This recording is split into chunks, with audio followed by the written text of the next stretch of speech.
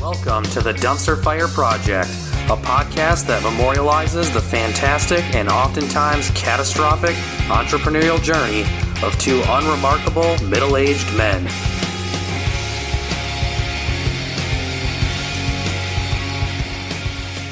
Welcome back, everybody. Episode number 5 of the Dumpster Fire Project. Today's episode, we talk with Detective Sergeant David Miranda of the Lovington Police Department. Detective Miranda has been a police officer since 2011. Prior to that, he worked on Wall Street, one of the select few with a spot on the New York Stock Exchange. Detective Miranda is a really cool guy. I've known him for a long time, and I want to thank him for coming on the show, being our second guest ever on the Dumpster Fire Project. We had a great conversation. He's a really cool dude, and his story about how he went from Wall Street to police officer in his 40s, I think can really serve to get you fired up about doing something that you're passionate about. And he said something during the interview where he had mentioned that sometimes your passion finds you. He didn't originally plan on becoming a police officer. So I think you'll take a lot of value out of this, and it's a really good story. So I want to thank Detective Miranda again for coming on the show. Without further ado, Murray, take it away.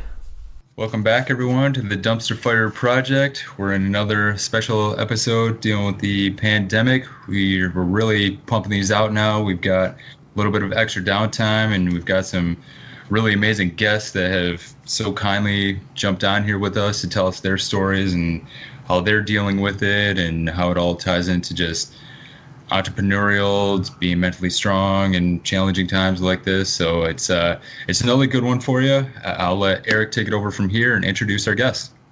All right, thanks, Murray.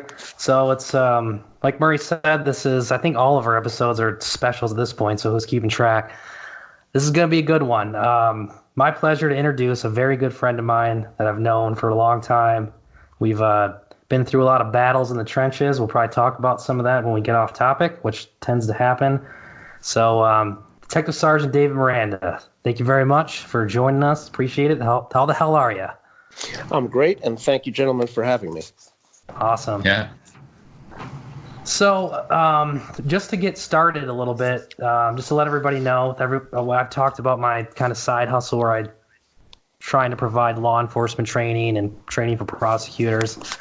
As a prosecutor, we know each other very well. We work together. We've done a lot of cases, a lot of trials, a lot of meeting in the office on Saturdays and all that fun stuff.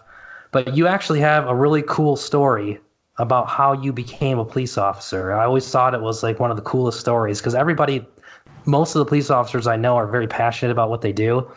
A lot of guys get into it very young.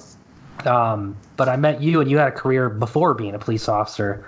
So I wanted you to, if you don't mind telling us a little bit about what you used to do and how you became a police officer. Well, I grew up, born and raised in New York City.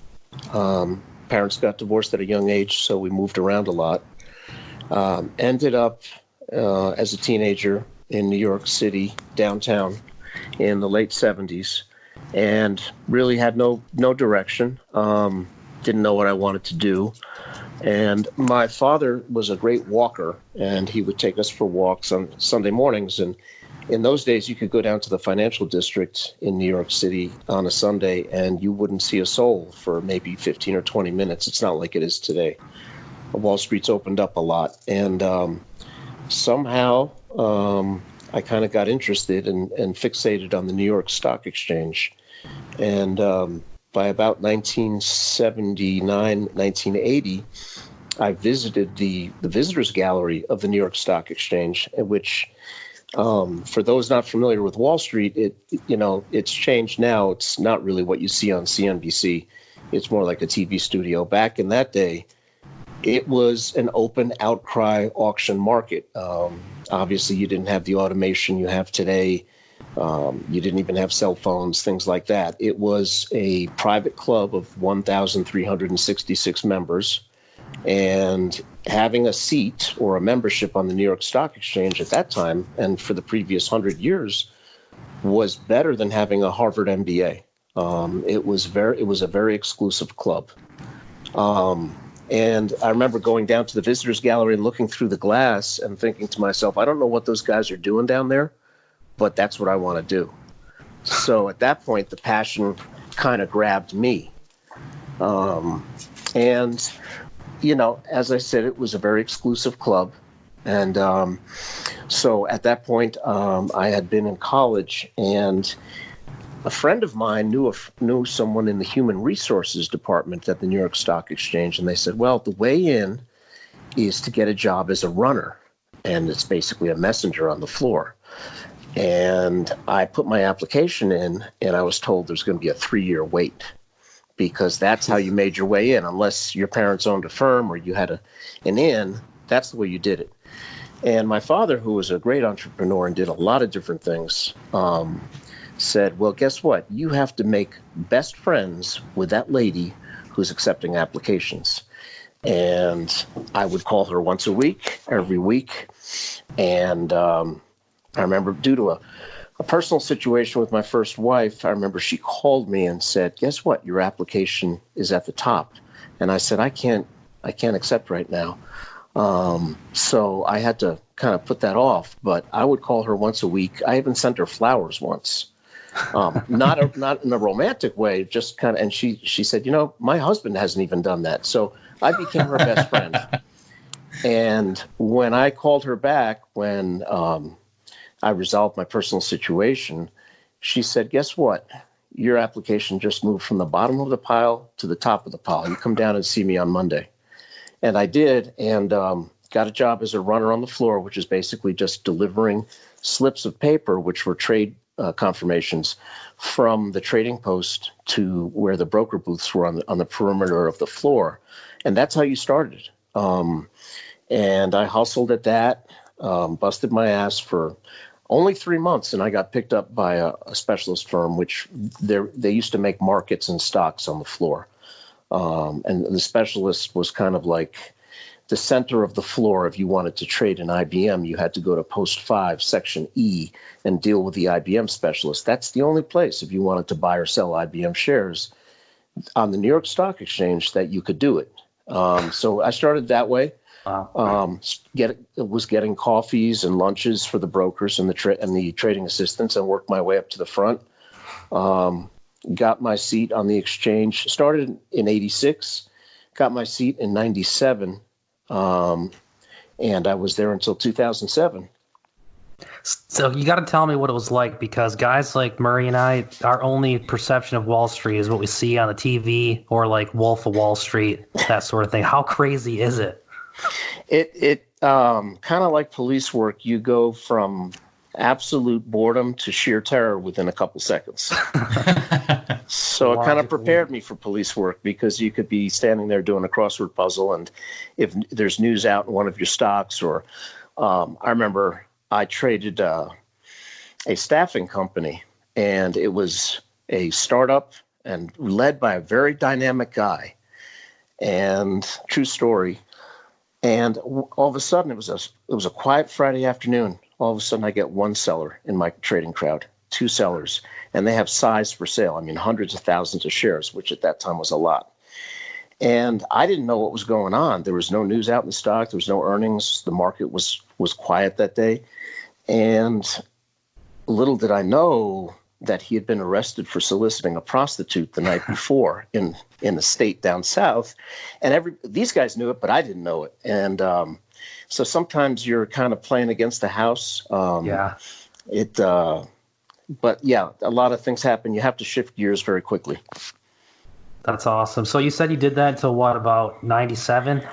No, I was on the floor from 86 to 2007 due to the emerging of trading algorithms and trading in pennies or decimals rather than trading in eighths. Kind of took our profit model away. So my firm just began letting brokers go, letting traders go, starting in about 05. And I survived a lot of rounds of layoffs, but eventually I think we had 68 partners at the peak, and we went out of business in 08, I think, or 09, with basically no partners. The business model just went away. It's the equivalent of being a buggy whip manufacturer when the Model T came out. Your business model is done. Yeah, I actually didn't know that. I had no idea that was a thing. Yeah, it went automated. It went electronic. It was decimalized and trading algorithms. So that's why the trading floor you see now has maybe a couple dozen people on it. It's basically a TV studio. Back in the day, there was 3,000, 4,000 people on the floor. It was like kind of what you see maybe in Oliver Stone's first Wall Street movie. It was Wow. a very exciting place to work. So basically, what we see now is just kind of they just do It, that for show for TV. 100%, yeah. Wow, I It's didn't know that. unfortunate, but it just times evolved. That's crazy. Okay, so it's 2007, 2008. You're Um, how do you go from that to ending up with a guy like from Michigan in Lovington, New Mexico? well, unfortunately, the timing was bad because you may remember 2008, Yeah. 2009 was the terrible recession. Yep. So here I am out of work with a very narrow scope of experience on Wall Street. I did one specific thing. It's not like I was an MBA or an analyst, which, it's kind of like being an accountant. No, I had one focus and that's gone. So I was out of work for about a year and a half because for every job that opened up, there was a couple hundred applicants. So I was, up against some stiff competition. I don't have an MBA. Since 9/11, I had kind of taken more of an admiration to law enforcement and kind of public service. We were 3 blocks away from 9/11, so I saw a lot of stuff. But that coupled with being the victim of a burglary in 2009, kind of like I had heard about things outside of New York where you could go to police academies and kind of self-sponsor your way through. You didn't have to be under 35 years of age, and you didn't even have to be working for a police agency. You could just kind of go, and if you passed the background and all that stuff, you could get into a police academy. And I knew a guy who did it down in Florida and was a sheriff's deputy. I'm like, well, so I began looking at states, and then, a friend of a friend of a friend knew the deputy chief here in Lovington, New Mexico. I called him. He said, you know what? There's a job waiting. The police academy is 17 miles down the road. If you can get through it, you got a job. So kind of on a whim, I took a plane to New Mexico. I'd only been through here once on a train in 1975. Didn't know anybody in the state and tried out at the police academy at the age of 47. And to my surprise, I made the assessment. So I just taught the new recruits a couple weeks ago at the police academy, and I saw how they had to do push-ups and sit-ups through like all the breaks, and I was like, "There's no way. I'm 37. Yes. There's no way I could do that." Yeah, I lost 30 pounds in the police academy. I think I mean, besides just the push-ups between class breaks, we did 12,000. That's besides the usual, physical training and all that stuff that you do. They have a 24-hour day one, so it's they're preparing you for a paramilitary type of an organization, which is what a police department is. Greatest experience of my life, probably. Wasn't easy, but I basically came out here with one suitcase, no car, and I didn't know a soul, and just showed up. Yeah, it's crazy. It's crazy too because I think what year did you start? When did you come out of the academy? 2011. Okay, and I got here in 2011 as well, and we had similar stories because I never in a million years thought I'd end up in New Mexico from Michigan, but it was kind of the same thing. Friend of a friend, like they'll hire you, and I couldn't get a job delivering pizzas to the DA's office in Michigan, let alone working there. So I did the same thing, but I think I packed 2 suitcases and got on the plane and came down. So it's crazy. That's the great thing about this state. It's the 5th largest geographically, but it's got only 1 million people in it. So you can move up very quickly. And, a couple lucky breaks and a bunch of people leaving the department. I made detective after 6 months on the street. Yeah. But I always liked writing, and I write well. So the chief saw that. And, investigations and detective work is a lot of writing. You write a lot of search warrants, a lot of criminal complaints. So that's one thing people don't realize about police work is how much writing you do.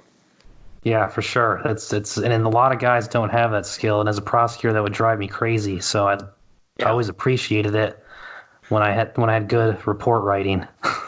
Yes. Yeah, I'm kind of in the same bucket. I work for a medical manufacturer. I design surgical equipment, and you have the fun part where you actually get to design it, but there's so much paperwork you have to do for the FDA and the European regulating bodies. I mean, I tell everyone that you don't realize it. It's probably 85% paperwork and maybe 15% actually sitting down and designing and testing. So I definitely feel you guys. Yep. So question, there are definitely two different things going on there, but I could potentially see some similarities. So were there any tools you could take from Wall Street into the new career? Being able to shift gears very quickly, I think, was one thing that I realized immediately. Because the crap hits the fan pretty quickly in either business. I don't view myself as an aggressive guy or, testosterone type guy, but being a trader on the floor in an open outcry auction market and being a cop on the street or interviewing a murderer, typically draws a certain type of individual, which I don't view myself as. So I was kind of surprised how I ended up here. But, sometimes as they say, a great Wall Street trader once told me, sometimes you don't find the passion finds you. I had never viewed myself as a police officer. I was out of work looking for a job, but for me to uproot and move 2,000 miles across the country and reinvent at the age of 47 kind of surprised even me. And I think, but my family and friends kind of were like, what's this guy thinking? But I was lucky to have a father who did that, and kind of an interesting guy. He was a Juilliard trained classical violinist and played in the Boston Symphony for a while, and he just walked away from it and did a lot of different things, started up companies. When he died in 1990, was a contractor in New York City, had started his fifth company. So I think I learned from him that doesn't matter, your age doesn't really matter. The ability to kind of like try to reinvent and keep an open mind about, let the passion find you. Don't close it off. Don't close your mind off to it. Yeah, that's awesome too, because when you told me that, when I asked you to be on here, and I was like, I love that, because as I worked with you, I could tell that you were very passionate about police work, because there's some guys that get close to retirement and they just kind of just showing up, counting down the days. But with you, it was, you didn't have to come into the office and meet with me after hours on Saturdays and stuff like that, but you genuinely cared about the cases, you genuinely cared about the community and making a difference. So when did you find that? Was it something that happened right away, or was it something that kind of slowly developed? It kind of slowly developed. I liked initially being on the street, being a cop. Then they moved me into detectives, and I kind of didn't want to do it. Kept working the street, but kind of developed that, Wall Street was a lot of fun. There were some years I made quite a bit of money, ate in great restaurants and took some nice vacations. But it's going to sound corny to say, but the most impressionable thing that I've taken away from my past 9 years in law enforcement is you actually get to help people, and you see a lot of bad stuff. You have to, kind of be there with your victims. You sometimes even bring them to court. But you find yourself doing some good in the world, and it's kind of like, I hate to say it, but you're giving back.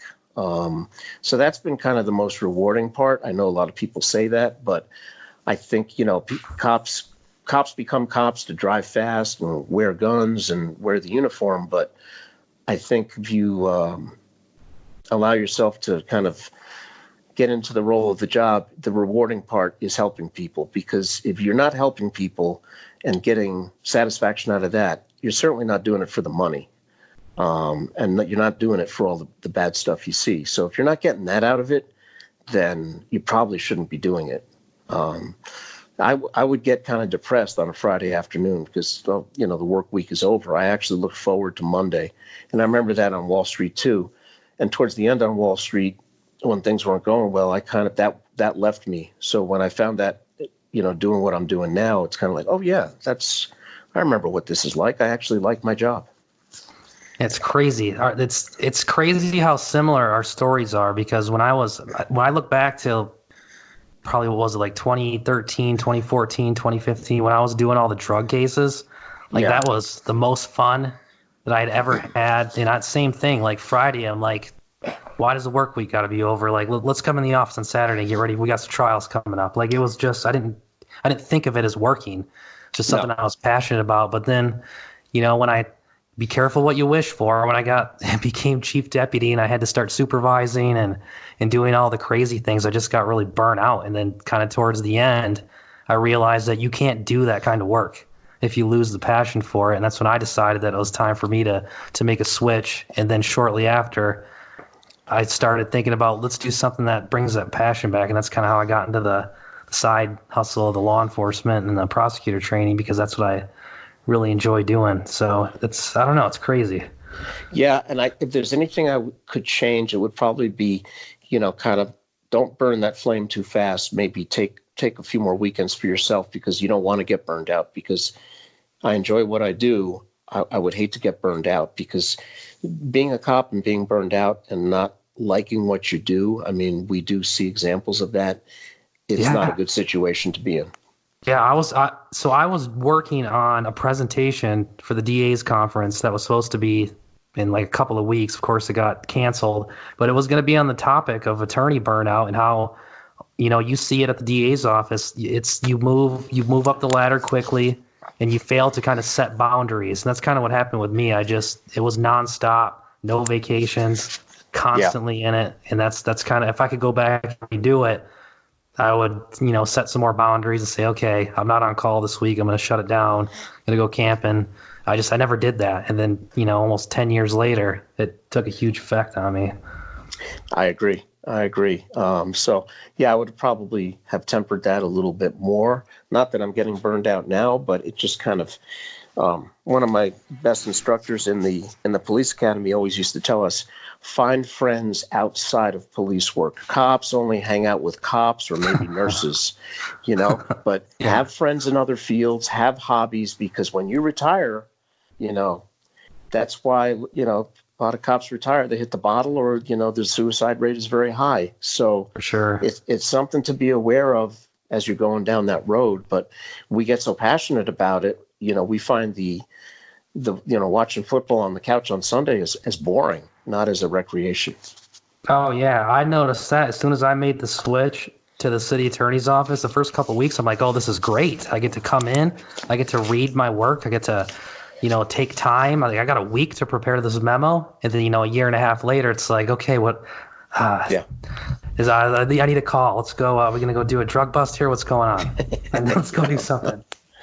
Yeah, I guess maybe it's a certain type of personality. I don't know. Maybe you need that adrenaline rush, or but for sure, you need that. You need that passion. You need that fire. Otherwise, it's not going to be good. Well, I feel bad, Murray. If you have any questions, jump in, because I feel like I'm hogging the microphone here. I have one before I forget, because I lose my train of thought easily these days. I wanted to ask you, just kind of a side note, since we're right in the middle of the COVID-19 craziness, what are you seeing on your end from a law enforcement perspective? What is it like being on the front lines battling this thing?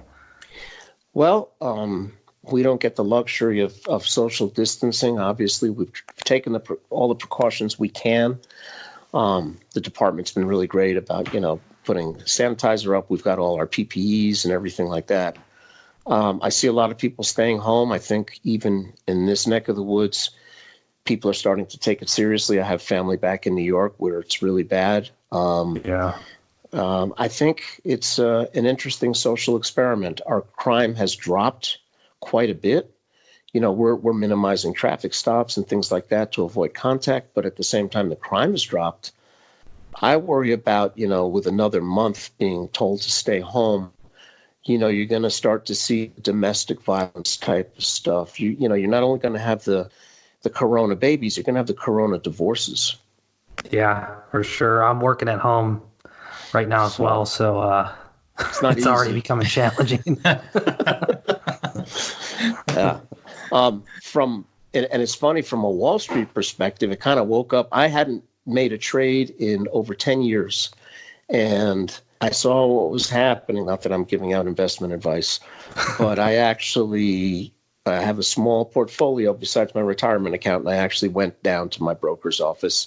Caught it a little early, I think, but about 2-3 weeks ago, and Wow, dramatically altered my portfolio. that's And awesome. a couple of guys have come out, and it's horrible, but you still have to manage your money. You go back to the recession of 2008-9, the stock market crash of 87. I personally think it's a tremendous buying opportunity for certain sectors. You just have to be able to hold on for a couple of years. Yeah, so that was going to be my next question. Without giving any like official advice, just your own personal thoughts. Like, what do you see? What's going to happen to our economy when this is all said and done? Well, I mean, the time to buy is when there's fear in people's eyes, right? That's the great thing about trading on the floors. You're shouting, arguing over a quarter or an eighth of a point, which is 12 and a half cents.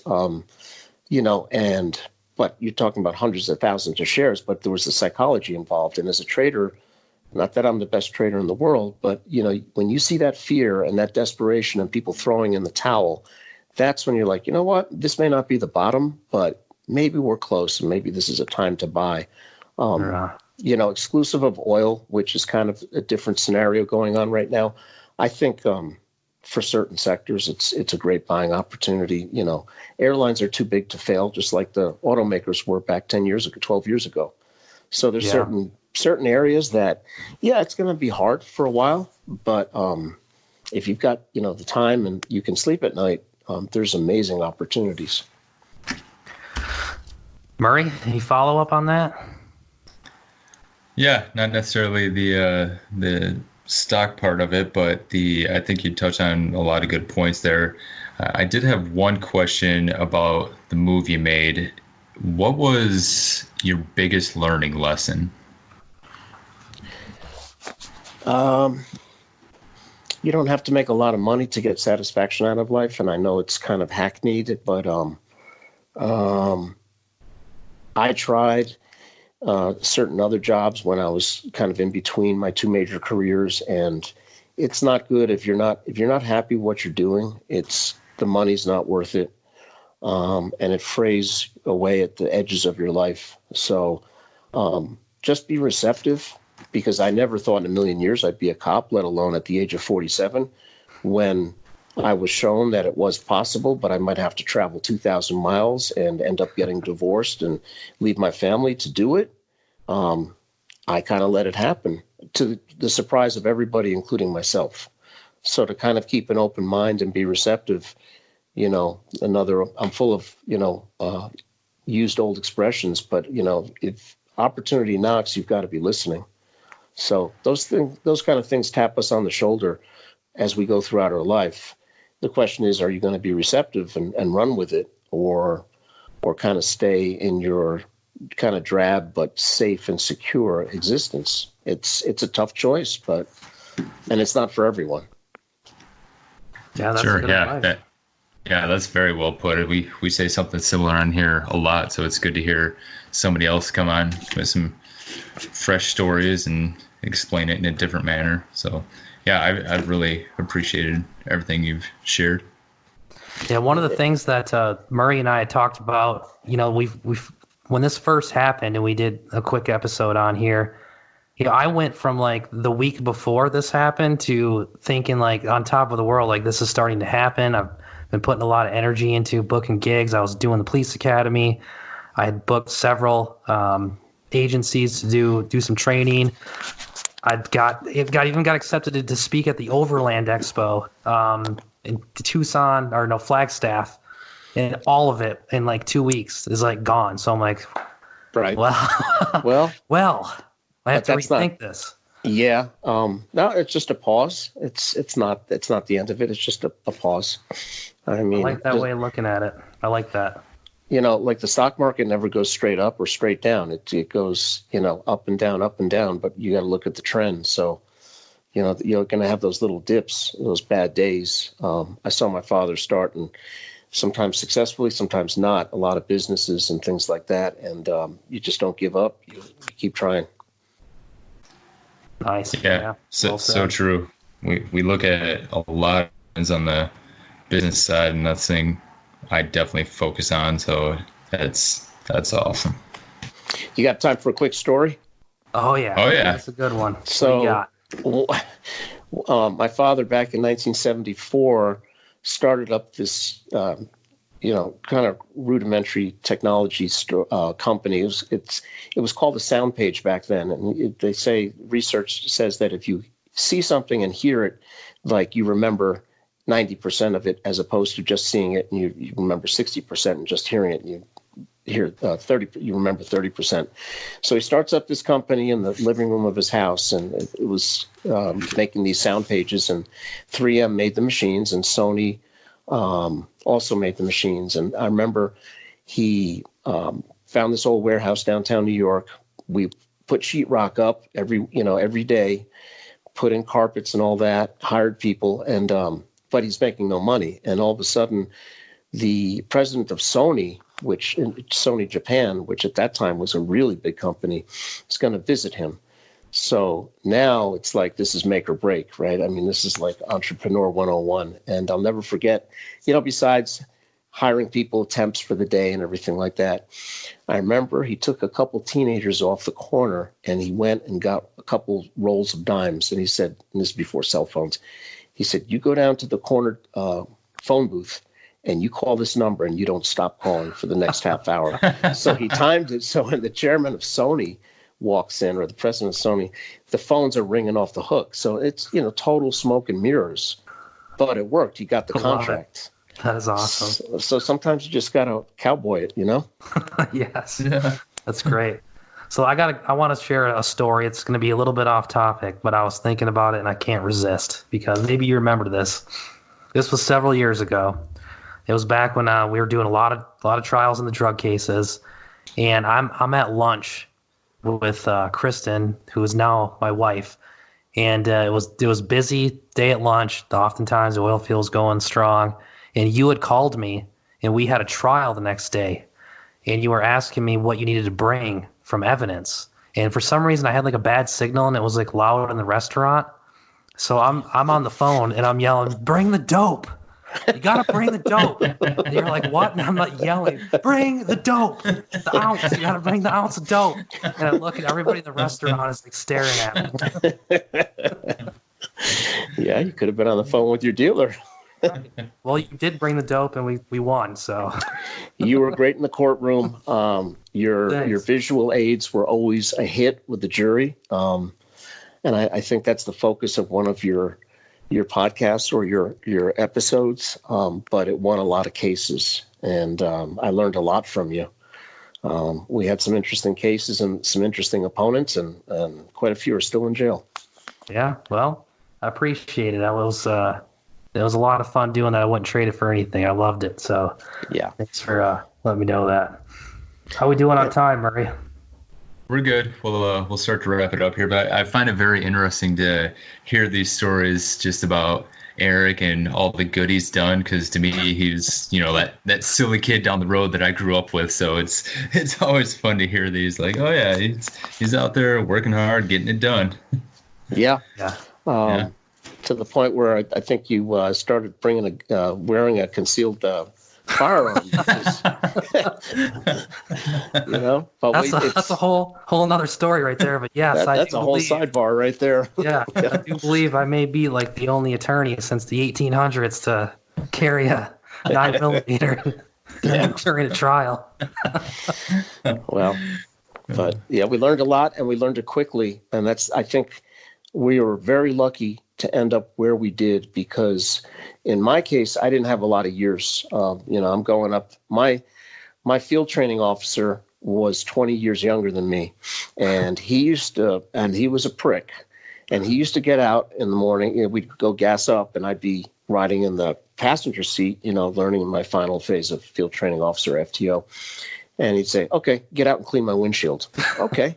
And there's another time where, our police department has a urinal and a stall, and I'm at the urinal and I feel something on my shoe, and he's taken a leak from the stall onto my shoe.